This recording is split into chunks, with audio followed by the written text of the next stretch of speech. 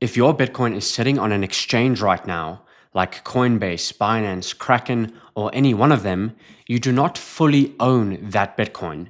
To take full ownership, you need to withdraw that Bitcoin to a wallet that you control. And that is what self-custody means. It means taking full control of your Bitcoin. In this video, I will explain exactly what self-custody is. I will show you how to take self-custody for the first time, and I will give you a clear roadmap from where to go in the future, especially if you store large sums of Bitcoin. Let's get right into it. Firstly, let's discuss exchanges and why self-custody is important. When you buy Bitcoin on an exchange, the Bitcoin does not actually sit in your wallet. It sits in the exchange's wallet. What they show you is simply a number inside of your app, which is your balance. But that is only a promise that if you ever were to withdraw that Bitcoin, they would send it to you. There is no way for you to tell if they actually own that Bitcoin or if they will send it to you upon withdrawal. That Bitcoin is simply an IOU. It does not belong to you quite yet. And history has shown us why that matters. Exchanges freeze accounts, they restrict withdrawals, they get hacked, and they go bankrupt. We have seen this happen over and over again. Look at FTX, Celsius, Mt. Gox, and the list goes on and on. The pattern keeps repeating, and the lesson keeps being relearned the hard way. Bitcoin was specifically designed so that you never have to trust a third party with your money.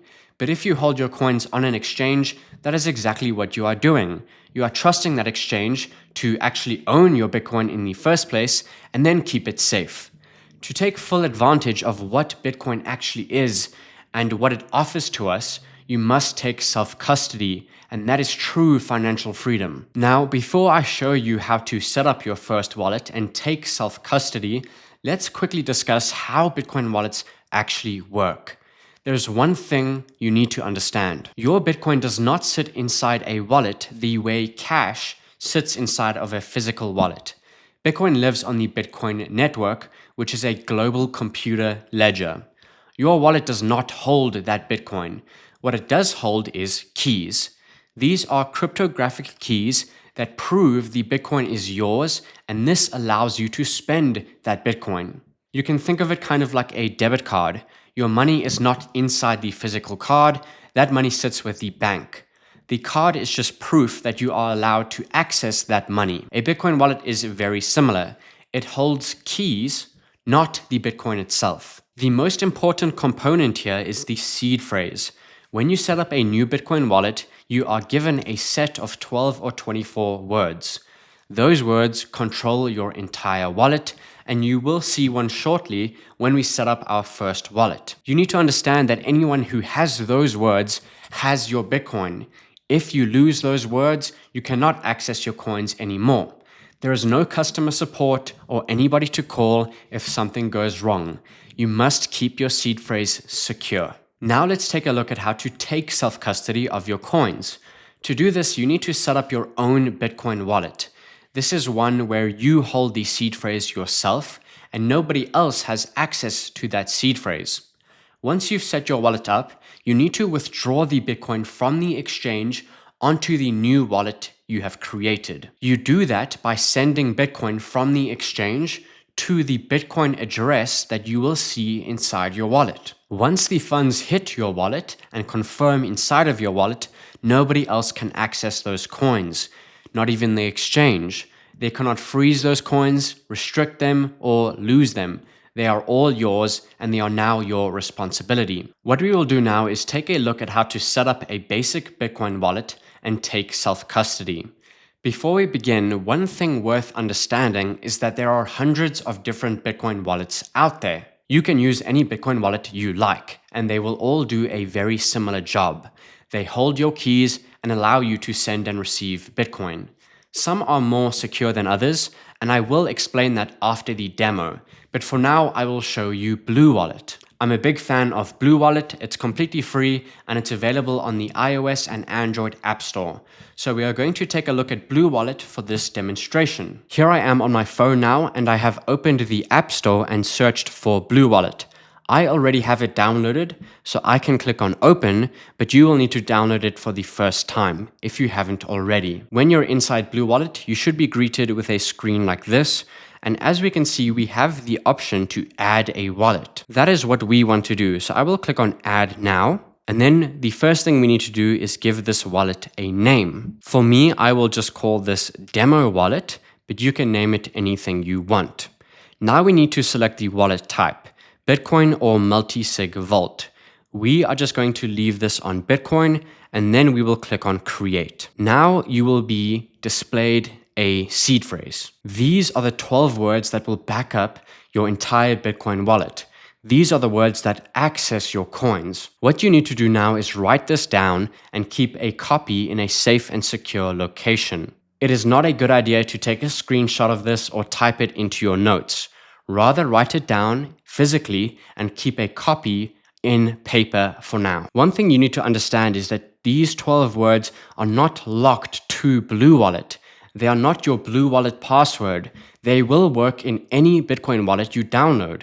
If BlueWallet shut down tomorrow, you could download a completely different wallet app, type these words into that app, and your Bitcoin would be there. The seed phrase is what is required to access Bitcoin, but we are simply using BlueWallet as our tool to do that job. You are never dependent on a single company or application to take self-custody. So what you will do is write this seed phrase down now and then click OK, I wrote it down. Then you should see this screen. We have now created a Bitcoin wallet. We can see it's called Demo Wallet and it has 0 BTC. If I go ahead and click on that wallet, so I click on this blue space here, we will see inside of this wallet. Right now we have no transaction history, so it says your transactions will appear here once we do one. And here we can see we have two options at the bottom of our screen. We can either receive or send Bitcoin. We have no Bitcoin at the moment, so we need to receive coins first. And this is where we will actually take self-custody of our coins. We've set up our wallet, and now we will withdraw coins from the exchange to BlueWallet. So what we need to do here is grab our Bitcoin address, our receiving address from BlueWallet. To do that, you will click on Receive at the bottom left of your screen, and then it will ask you if you've backed up your seed phrase.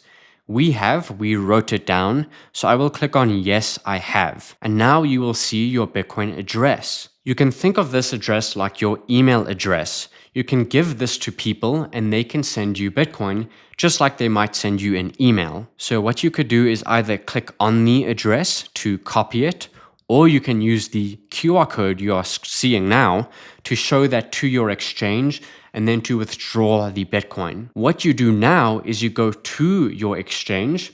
So you open Coinbase or Binance or Kraken, whatever you might be using, and then you withdraw Bitcoin from there to this address. And I will show you how to do that with two different examples now. Here I am on one of my local Bitcoin exchanges in my country, and the process should be similar among all different exchanges. What you need to do is navigate to your wallet. So at the bottom right of my screen, I have wallets, and now we need to click on Bitcoin. So we want to withdraw Bitcoin. I will click on Bitcoin, and then over here we have this button that says withdraw. So I will click on withdraw. And now I need to enter a Bitcoin address, which is what we just saw inside of BlueWallet. What I will do is just switch apps over to BlueWallet. I will copy that Bitcoin address by clicking on it. I will go back to the exchange and I'm going to paste this address in over here. I will send the entire value and then I will click on next. Now they will request some information about me. I will quickly fill that in off screen and then click on next. And here are all the final details. So it says withdraw Bitcoin, this much Bitcoin to this Bitcoin address. Now at this point, what you want to do is just double check that this address is correct. So the address I'm seeing here, it ends in HSWVZH. What I will do is go back to BlueWallet and just make sure that's correct. At the end, I see HSWVZH. So that is correct. For larger amounts of Bitcoin, you might want to check the whole entire address. In this case, this is a smaller value, so I'm happy with the last 6 digits. So what I will do now is click on confirm withdrawal. And now I need to quickly authorize this in my email address. All right, I confirmed that transaction. And now we see this screen. It says withdrawal request received. Here is the Bitcoin address, and that is the amount of Bitcoin. So this Bitcoin is now on its way to my BlueWallet, to my Bitcoin address. And once those funds arrive in BlueWallet, I would have taken self-custody of those coins. Depending on what exchange you use, this may take a few minutes or it may take a few hours. All exchanges are different, and what they basically need to do right now is send the Bitcoin from their wallet, because they own the Bitcoin, to my wallet. And when it arrives, the Bitcoin will be mine. So what I will do here is just go back to BlueWallet now. I will close this screen and refresh. And we probably won't see the Bitcoin quite yet, so I'll just refresh that again. Not quite yet. We will wait a few minutes and we should see the coins arrive. A few minutes have passed, and here we can see Bitcoin is now on the way to this wallet. We can see a pending transaction. So what I will do is click on the wallet itself. I'll just give this a refresh, and here we can see still a pending transaction. We have this much Bitcoin on the way, 0.0006124 Bitcoin. Now we have to wait for some transaction confirmations. So Bitcoin transactions can take around 10 minutes to confirm. So that is what we are currently waiting for. However, the exchange has sent the Bitcoin to this wallet. We can see that it is now on the blockchain. It just needs to confirm on the blockchain. All right, a few minutes have passed, and here we can see the balance has now been updated, and it says latest transaction was 3 minutes ago. So about 3 minutes ago, this transaction was confirmed on the blockchain, and now the funds are sitting inside of my BlueWallet. And that means we have officially taken self-custody of our Bitcoin. This Bitcoin previously sat with the exchange. The exchange held this Bitcoin in their wallet with their own seed phrases, but now it belongs to my wallet. I own the seed phrase, and therefore this Bitcoin belongs to me. I did show you the process with one of my local Bitcoin exchanges, but it should be more or less the same wherever you are. You click on your Bitcoin wallet, you click on withdraw, and you give them your Bitcoin address. Now, for those of you who are in the US or Canada, I want to show you a different type of Bitcoin exchange that is self-custody by default. This means that they send Bitcoin to your wallet address for every single order you place. And that exchange is Bitcoin Well. So here I am logged in to Bitcoin Well, and I am on the Buy Bitcoin screen. And Bitcoin Well is a bit different because what you do is first tell them how much Bitcoin you want to buy. So for example, maybe you'll do $100. You'll select your payment method. And then finally, you can actually give them a Bitcoin address, and they will send this order directly to your wallet. They never hold or custody the Bitcoin. What you would do is click on Select Destination. Then you would click on Add Wallet. And then you can add whichever wallet address you want to use. So for example, I might call this my BlueWallet address. And then all I need to do is paste in my Bitcoin address over here. I'm going to use the camera feature. I will just allow them to use my camera. Then I will show them the Bitcoin address that I am seeing on BlueWallet. So I will show the Bitcoin address just like that. And there we go. It has picked up that address, and I can click on add. Now, if I were to complete this order, the funds would go directly to my BlueWallet. This is one of the better ways to buy Bitcoin because they never custody your funds. You are always in control. They also offer Lightning support and no KYC options for those of you who are in Canada. If you want to use Bitcoin Well, you can use the link below and you will get a free 500 points. And with those points, you can come over to rewards. You can go to Bitcoin Well points, and you can toss a coin into the Bitcoin wishing well. And this gives you a chance to win up to 1 million Satoshis, which is 0.01 Bitcoin. We're going to do an exercise now that will really demonstrate to you how important the seed phrase is and how Bitcoin wallets and self-custody really works. What we're going to do is import the seed phrase from BlueWallet into Sparrow Wallet on my desktop, and we should see the exact same Bitcoin pop up. The reason for this is that the seed phrase is the access to our Bitcoin. These wallets, like BlueWallet and Sparrow Wallet, are simply the tools that we use to access and manage and spend that Bitcoin. Here on my desktop, I have Sparrow Wallet open. What I will do is click on New Wallet, and I will call this BlueWallet Import, and then Create Wallet. I will then say New or Imported Software Wallet. I will go over here and click 12 words, and now I will type in the 12 words that I have from BlueWallet into Sparrow. So let me go ahead and do that now. I will type in each word. Every word has been typed out, so I will click on Create Key Store, Import Key Store, and then I will say Apply. I will not set a password, and then we will see what happens. Now keep in mind, this isn't a Sparrow Wallet tutorial. We're just taking a look at what happens when you do import a seed phrase. So don't be overwhelmed by Sparrow right now. This is just a demonstration. What I will do is click on Transactions, and here we can see we have a balance of 0.000612447, which is the exact same amount of Bitcoin. And here is our single transaction with this date. And what we can tell is that we've clearly imported the exact same wallet. This is the same balance and the same transaction we saw in BlueWallet. So they are both accessing the same funds, but with different user interfaces.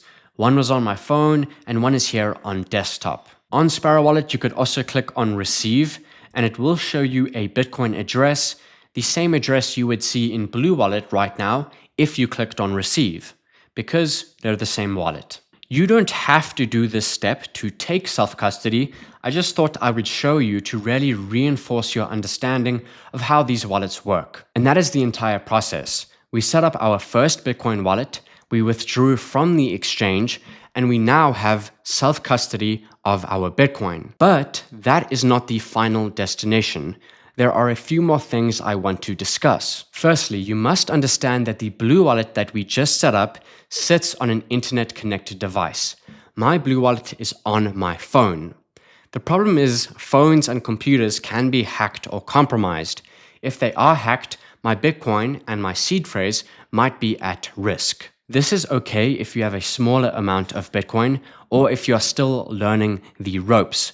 But for larger amounts of Bitcoin, if you are investing significant sum of money, you need to improve your security. And the way you do that is with a hardware wallet, also known as cold storage.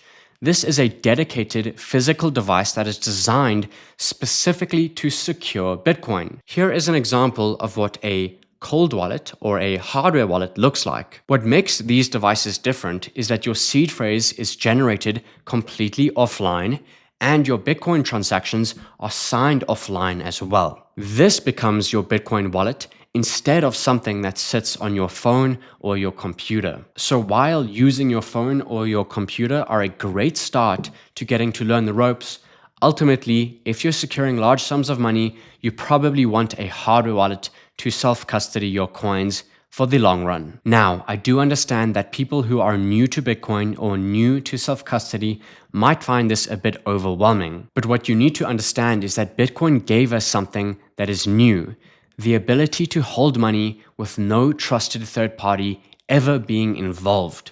There is no bank, there is no exchange, and no institution has the power to freeze your money. But that only works if you actually take full control of your Bitcoin.